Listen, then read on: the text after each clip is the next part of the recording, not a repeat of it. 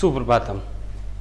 Online class में आपका हार्दिक अभिनंदन एवं स्वागत। हम पढ़ रहे थे समास और समास में पढ़ रहे थे द्वंद्व समास। जैसा कि हमने उस दिन पढ़ा था, द्वंद्व समास के 3 भाग होते हैं: इतरेतर द्वंद्व, एक शेष द्वंद्व और समाहार द्वंद्व। जिसमें से इतरेतर द्वंद्व का हम अध्ययन कर चुके हैं। आज आगे बढ़ते हैं और द्वंद्व समास का जो दूसरा भाग है वो है एक शेष द्वंद्व, उसको पढ़ते हैं। नंबर 2, द्वंद्व समास का दूसरा भाग एक शेष द्वंद्व। इस समास में समान विभक्ति अथवा समान अर्थ वाले पदों का समास होता है। या तो ऐसे शब्दों का समास होता है जिनकी विभक्ति समान होती हो या जिनका अर्थ समान हो। ऐसे पदों का समास इस एक शेष द्वंद्व समास में होता है। इस समास की पहचान यह है कि समास युक्त पद में समास युक्त पद में केवल एक ही पद, वो भी कौन सा? पुल्लिंग। एक ही पद पुल्लिंग दिखाई देता है।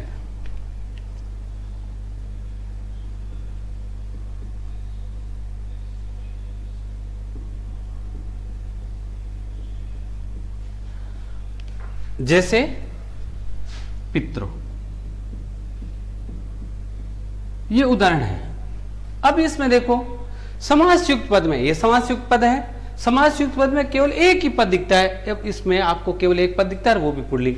अर्थ होता है पिता, जबकि वास्तव में इसका हिंदी अनुवाद माता और पिता है।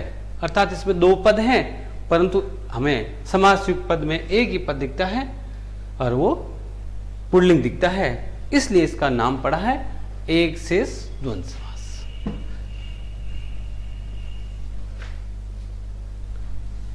अब हम पढ़ेंगे संस्कृत में विग्रह।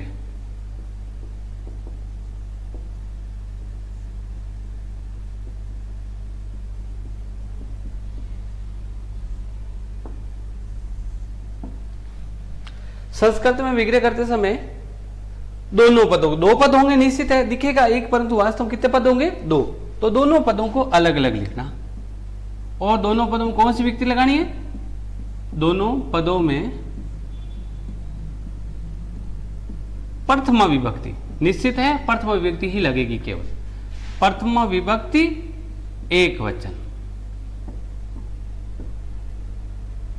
दोनों पदों को अलग अलग लिखकर प्रत्येक पद में या दोनों पदों में प्रथमा विभक्ति एक वचन लगा रही है और फिर दोनों पदों के बाद 6 अवयव, दोनों पदों के बाद 6 अवयव लिखना है। अब उदाहरण देखो, उसी उदाहरण को वापस लिखते हैं। तो उदाहरण है पितरों।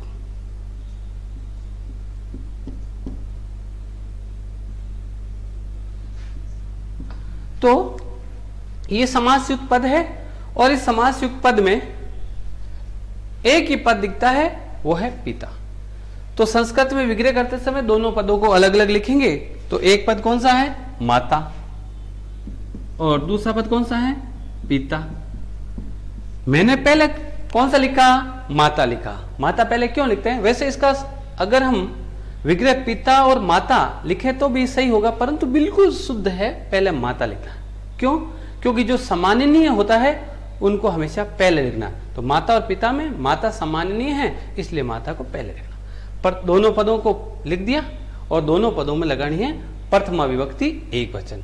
माता शब्द और पिता शब्द दोनों ऋकारांत है और इसलिए ऋकारांत में प्रथम विभक्ति एक वचन में माता का माता और पिता का पिता ही होता है।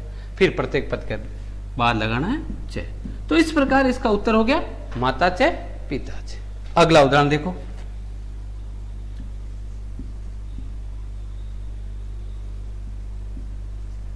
ससुर। इसमें समासयुक्त पद है, दो पद है। ससुर का अर्थ होता है ससुर, जबकि इसमें एक पद सास है और दूसरा है ससुर। संस्कृत में विग्रह करते समय दोनों को अलग अलग लिखेंगे, दोनों पदों को लिखेंगे। पहले कौन सा लिखेंगे? पहले लिखेंगे स्त्रीलिंग, कौन सा? ससुर, यानी सास को पहले लिखेंगे ससुर और फिर लिखेंगे ससुर। दोनों को लिख दिया, दोनों में लगानी है प्रथम व्यक्ति एक वचन, तो दोनों में प्रथम व्यक्ति एक वचन लगाएंगे तो दोनों, ये उकारांत स्त्रीलिंग है और ये अकारांत पुल्लिंग है, दोनों में प्रथम व्यक्ति एक वचन में विसर्ग लगता है और फिर प्रत्येक पद के बाद च हुई। तो इस प्रकार इसका उत्तर हो गया ससुर च ससुर च। अगला उदाहरण देखो, अज। अज शब्द पुल्लिंग है, अर्थ होता है बकरा, परंतु वास्तव में इसमें एक पद पुल्लिंग और एक स्त्रीलिंग होता है सामान्यतः। कभी कभी दोनों ही पद पुल्लिंग हो सकते हैं, परंतु ज्यादातर उदाहरण में आपको एक पद पुल्लिंग और एक स्त्रीलिंग दिखेगा। तो एक अजय, इसका विग्रह करेंगे तो अजय का मतलब होता है बकरा और उसका स्त्रीलिंग हो गया अज्जा, अर्थ होता है बकरी। अब दोनों में लगानी है प्रथम विभक्ति एक वचन। अकारांत पुल्लिंग है तो प्रथम व्यक्ति एक वचन विसर्ग लगता है, आकारांत स्त्रीलिंग है प्रथम व्यक्ति में कुछ नहीं लगता और प्रत्येक पद के बाद च। तो इस प्रकार इसका उत्तर हो गया अजह च अज्जा च। तो इस प्रकार ये था संस्कृत में विग्रह। विग्रह करते समय पुल्लिंग पद को देखकर पुल्लिंग और उसका स्त्रीलिंग पद लिखना और प्रत्येक पद में प्रथम व्यक्ति एक वचन लगाना और प्रत्येक पद के बाद च अवयव का प्रयोग करना। इसका आप स्क्रीनशॉट ले सकते हैं। अब हम करेंगे समास युक्त, क्योंकि हमारे पाठ्यक्रम में दोनों प्रकार के प्रश्न आएंगे, समास युक्त और विग्रह। अगर युक्त है तो उसका विग्रह पूछेंगे और समास का नाम पूछेंगे, और अगर विग्रह है तो उसका समास युक्त। तो अब समास युक्त करना,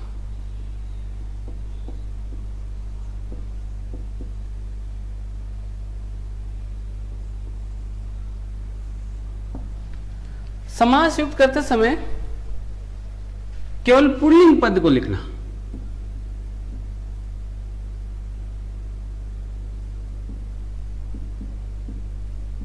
केवल दोनों ही पद पुल्लिंग होते हैं तो उनमें से कोई भी पद हो लिख सकते हैं। केवल पुल्लिंग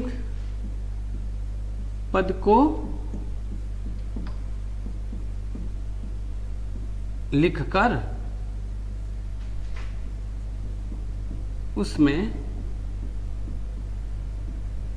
प्रथमा विभक्ति द्विवचन, द्विवचन क्यों? क्योंकि पद दो होंगे तो द्विवचन लगा देंगे।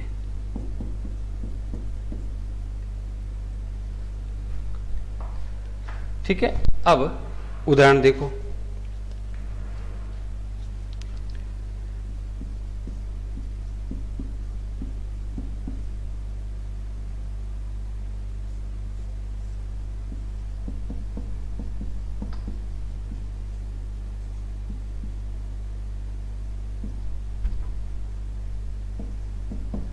पितामही च पितामह च। अब इसका समास युक्त करना है, तो समास युक्त करते समय बहुत सरल है। आपको कौन सा पद देखना है? पुल्लिंग। इसमें पुल्लिंग कौन सा है? ये पितामह, अर्थ होता है दादा, इसका अर्थ होता है दादी। तो केवल पुल्लिंग पद लिखना और उसमें लगानी है प्रथम विभक्ति का द्विवचन, तो ये हो गया पितामह।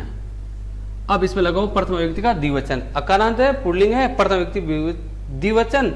द्विवचन इसलिए एक पद ये और एक पद ये, इसलिए यहां हो जाएगा द्विवचन। राम के हिसाब से रामो तो हो गया पितामहो। इसका अर्थ और इसका अर्थ एक ही है। पितामहो का मतलब भी दादा और दादी होता है और इसका अर्थ भी दादी और दादा दोनों एक है। अगला उदाहरण देखो,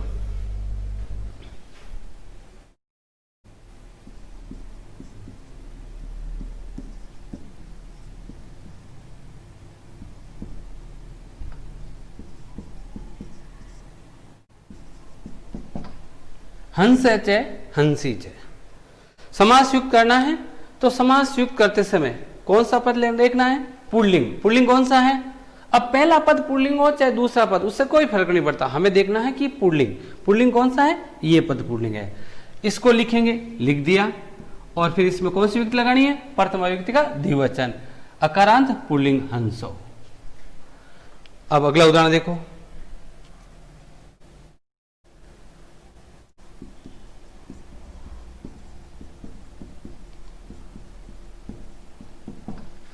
राम्य च राम्य च। यहां देखो इसमें दोनों ही पद एक जैसे।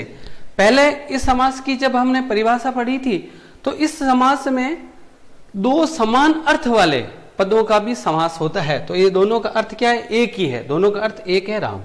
तो इसका भी समास हो सकता है। तो समास युक्त करते समय वही बात, एक पुल्लिंग पद लेंगे। अब दोनों ही पुल्लिंग है तो इसमें से कोई भी ले सकते हैं, यही ले लो मान लो। तो एक पुल्लिंग पद लिख दिया, राम है, और इसमें लगा दी वही कौन सी व्यक्ति? प्रथम व्यक्ति का द्विवचन, तो हो गया राम। अगला और अंतिम उदाहरण,